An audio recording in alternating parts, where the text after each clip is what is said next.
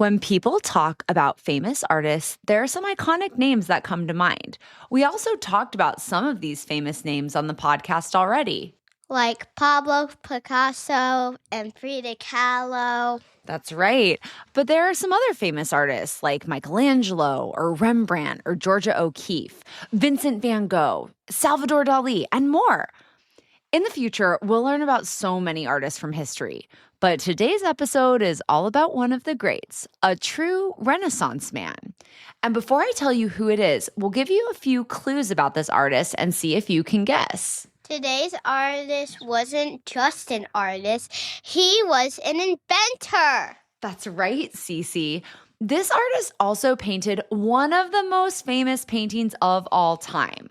I can't tell you the name or it'll give it away, but it's of a lady and she sits in the Louvre Museum in Paris. And what else, Cece? There is a Ninja Turtle named after him. That is correct. And this artist famously painted The Last Supper. And of his many, many works, there are less than 20 that still exist. Any guesses yet? Should we put them out of their misery? Our artist today is Leonardo da Vinci.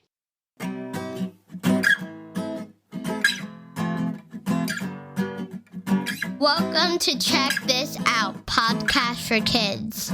And they're grown-ups, where we explore people, places, ponderings, and past moments from history that shape the world around us. My name is Amy Contreras. And I'm Cece. Leonardo da Vinci was a Renaissance painter, sculptor, musician, architect, inventor, military engineer, and draftsman. He's an example of what people mean when they say a Renaissance man. A Renaissance man is someone who's skilled in many different ways, like art and science and music. A Renaissance person is curious, they learn a lot, and they do many different things well.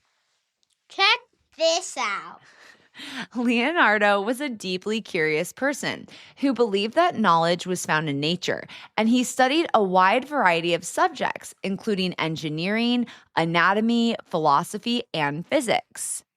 He even made observations that were centuries ahead of his time. Leonardo da Vinci was constantly observing, experimenting, and inventing. He had thousands of drawings as well, in addition to his paintings. We mentioned earlier that there aren't very many completed works by Leonardo left, but he left a large body of drawings behind.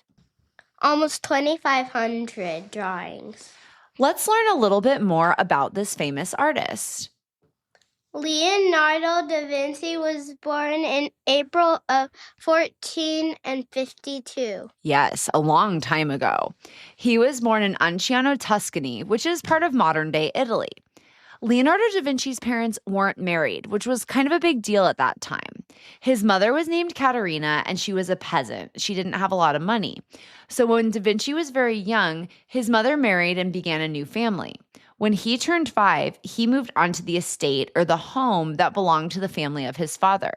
And what's really interesting is, considering he's a Renaissance man, as a child, he didn't receive much education. But he learned to read and write a bit. Only a little bit, okay? You know what bit means. Not a lot. When he turned 14, Leonardo da Vinci began an apprenticeship with an artist named Andrea del Verrocchio in Florence. While he was an apprentice, he learned a really big range of technical skills. These skills included metalworking, how to work with leather, carpentry, drawing, painting, and sculpting. And Leonardo da Vinci's earliest known dated work, which is a pen and ink drawing of a landscape in the Arno Valley, was sketched in 1473. When Leonardo da Vinci was 20, the Painters Guild of Florence offered him a membership. That was way back in 1472. But he ended up remaining with his master Verrocchio until he became an independent master in 1478. That means he completed his apprenticeship. And Leonardo had his first commissioned work in 1482.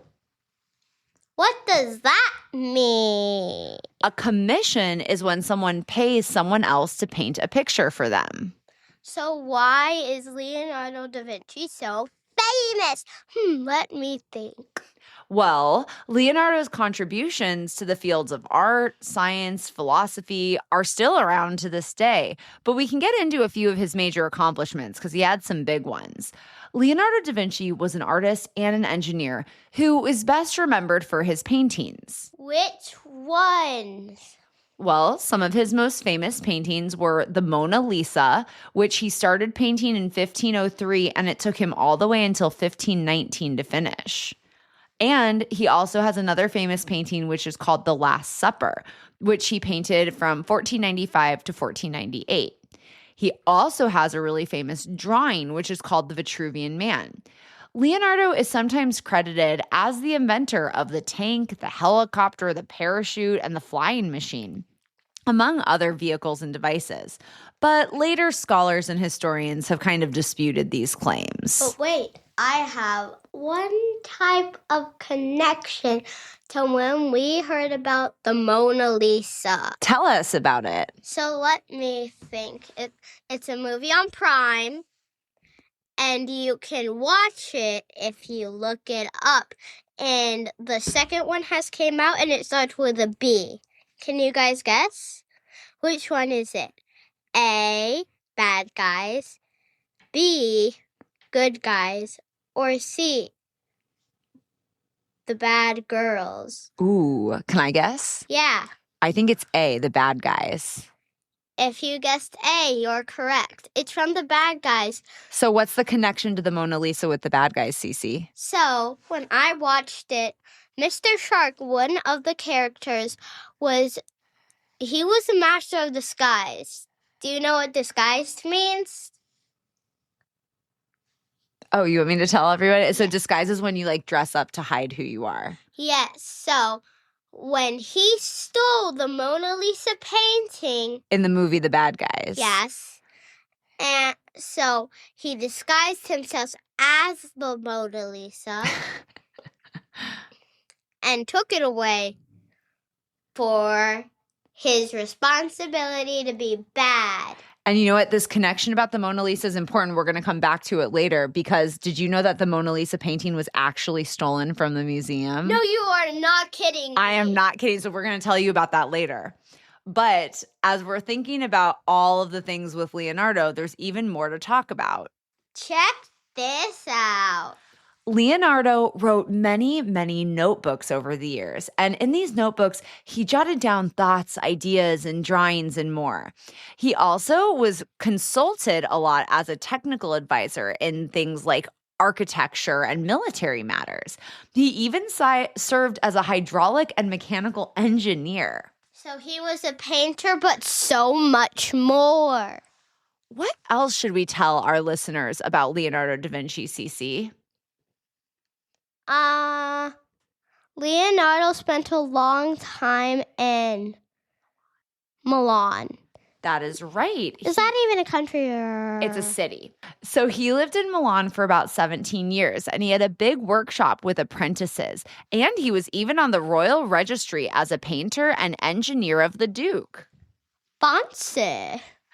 When he lived in Milan, he completed a number of paintings and portraits, but he was also known for something called frescoes. What's a fresco, Mama? Oh, I'm pretty sure it's a type of painting. That is correct, but it's a type of painting that's done on a wall instead of paper or canvas. Oh, yeah, we saw that picture before on Mom's phone. Yes, so the painting of the Last Supper that we looked at before we recorded the episode is a fresco. A fresco is a fancy painting. Want to know another fact about Leonardo da Vinci? Sure, tell me. He was left-handed. And who else is left-handed? Me. And me. We're both left-handed. You're righty. I am not. You We're are. both lefties. That's cool. So I too. So basically, we're just like Leonardo da Vinci. Leonardo spent a lot of time in Florence over the course of his life as well, another part of modern-day Italy. Between the year 1500 and 1506 in Florence, he began 3 of his great works. the Virgin, the Child Jesus, and St. Anne, the Mona Lisa, and the Battle of Anghiari, which is unfinished. Mama, can we talk about the Mona Lisa some more? Please, pretty, Sure. I mean, the Mona Lisa is a combination of all of Leonardo's artistic and scientific careers. Plus, he spent a lifetime observing nature and people. And you know what surprised me when I saw the Mona Lisa when I went to see it at the Louvre? What? The painting's really small. It's only 20 inches by 30 inches, so it's not very big. Supposed to be 50 inches down to 6. I know, you would think it's really big because it's so famous, but it's just a painting of a woman sitting and smiling, but it's one of the most famous paintings in the world. Why? Leonardo started painting the Mona Lisa in 1503 and worked on it for years. And he used some really innovative painting techniques when he was making the painting. He carried the Mona Lisa around with him for 14 years. That's older than you. From when he moved from Florence to Milan, then to Rome, and finally he took it up over the mountains in the Alps to its final home in France. And Leonardo da Vinci's followers and his students even started making copies of the piece during his lifetime. Who was she? Well, there's quite a bit of debate about the identity of the Mona Lisa. A lot of scholars and art historians think that the portrait is of a woman named Lisa del Giacoto, who was the wife of Francesco del Giacoto, and he was like a wealthy Florentine silk merchant. Lisa, if it was in fact her, was born in 1479, and she married Francesco when she was only 15. But what's really cool about the Mona Lisa is the portrait eventually ended up in the collection of Leonardo's last patron, who is King Francis I of France. But wait, I have one question. What? If the painting was so small of the Mona Lisa, then how come the portrait was so small, but the painting was so big? No, the paintings, we all think it's big because it's so famous. No, but how come it took him 60 years? 16, yeah. Yeah, but how did it take him that long to finish the painting? Because he was just being really, really detailed, and he would keep doing things over and over again. But so you know how you said the connection about the bad guys and the Mona Lisa? Yeah. So I mentioned that because King Francis of France was Leonardo. King Francis. I know, it's a great name. But so he was Leonardo da Vinci's last patron, and the portrait of the Mona Lisa ended up in the Louvre Museum in Paris, which still exists today. And this is where the story gets crazy. So on the morning of August 21st in 1911, there was a 30-year-old handyman, and he took the Mona Lisa out of her frame, and he tucked it under his smock, and he just walked out of the Louvre. It was a Monday. The museum was closed, and the theft wasn't even noticed. So the Mona Lisa was missing for 24 hours. They didn't even realize he had stolen it for 24 hours. But, okay, so a Monday? Yeah, the museum was closed on Monday. So no. Every single school day that it was my school day, so Monday, Tuesday, Wednesday, Thursday, Yes. Friday, that museum was super closed, but then like Saturday, Sunday open. Well, I don't know what the rest of the hours were. All I know is the Louvre was closed on the Monday. But so then here's what gets crazy. So after they realized the Mona Lisa was missing, the press was like all over it. And the missing Mona Lisa was on the front page of every newspaper. So it got super, super famous. But this was like 100 years after it got hung up in the museum. And so then it took about 2 years to get the Mona Lisa back. But it became this big cultural thing. And the Mona Lisa just became really, really popular. And so when was the thief caught, Cece? Do you know? In 1913, the thief was... He finally got caught. And his name was Vincenzo Perugia. That's a weird name for a handyman. Well, I mean, it's his name. But then he was caught when he was trying to sell it because he held on to it and he tried to sell it to an antique dealer. An antique dealer? Maybe he's working for that dealer. Yeah, maybe. Because if he What a wild ride has that been. I know. And there have been books, movies, and more about the Mona Lisa. I want to see it. Maybe someday I could. Yeah, maybe someday we'll go to Paris and see it. In September of 1513, Leonardo da Vinci went to Rome, and he lived there until 1516. He stayed in a place called the Vatican. What is that? The Vatican is a tiny city inside of Rome where the Pope lives and works. It's like the headquarters for the leaders of the Catholic Church. When Leonardo lived in the Vatican, the three greatest painters of the Renaissance were all there living and working in Rome at the same time. Do you know who they were? I'll give you a clue. If you know the names of the Ninja Turtles, you're probably going to be able to get this. Okay, Leonardo, Michelangelo, and Raphael, and Mikey. Well, and in case you're wondering, Donatello, who's the fourth Ninja Turtle, was also an Italian artist, but he wasn't there at the same time as Leonardo da Vinci. Yeah. In 1516, King Francis of France invited Leonardo to come to France, and Leonardo died at Clos-Lucé on May 2nd, 1519. To this day, Leonardo da Vinci is considered one of the greatest painters of all time. And although many of his inventions were never built, he was so much more than just a painter. He was an engineer, a sculptor, a mathematician, an inventor, and more. He was a true Renaissance man. Because Leonardo had so many different interesting paintings, he often did not finish his paintings and projects. Yeah, because he was always kind of doing different stuff. Was he old? How old was he? I mean, he was old when he died, yeah. And many of his scientific discoveries had to be kept a secret because back in the day, the religious community would get really angry at science. And so because of this, his advancements didn't actually help science much during the Renaissance period, but they've been studied extensively in the centuries after his death. Now, Cece, did he ever get married or have kids? He never married or had children, but he had lots of apprentices. Yeah, and those are like people he taught and became friends with. Over his lifetime, Leonardo studied the universe a lot. He believed the best way to learn was through observation and experience. He was truly a master painter and sculptor, and he brought a scientific approach to art, which made him a Renaissance man. Now I'll think of the artist Leonardo wherever I watch the Ninja Turtles. Well, I'm glad. I hope you had fun learning about him today. But before we let you go, of course, we came up with a poem to help you all remember what we learned about Leonardo da Vinci today. Here's the poem we made you. Leonardo da Vinci, a genius so bright, born in Italy in Florence's might. Do you want to read one? Yeah. A painter, scientist, and inventor too. His curious mind explored all the things new. From the Mona Lisa's mysterious smile to the Last Supper fresco style. He showed his skill with brush and pen.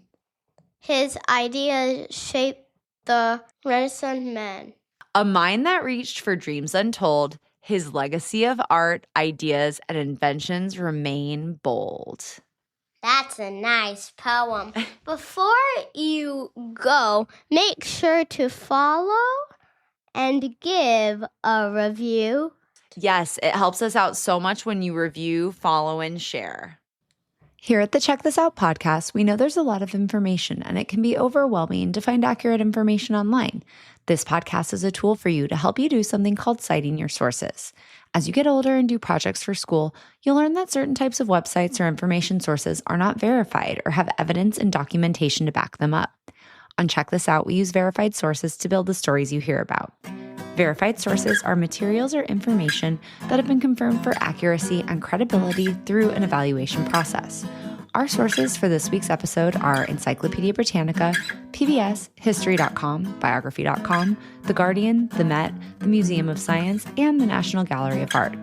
Make sure to join us again for next week's episode because we're continuing to learn about more artists and musicians from history. See you next episode. Don't forget to subscribe.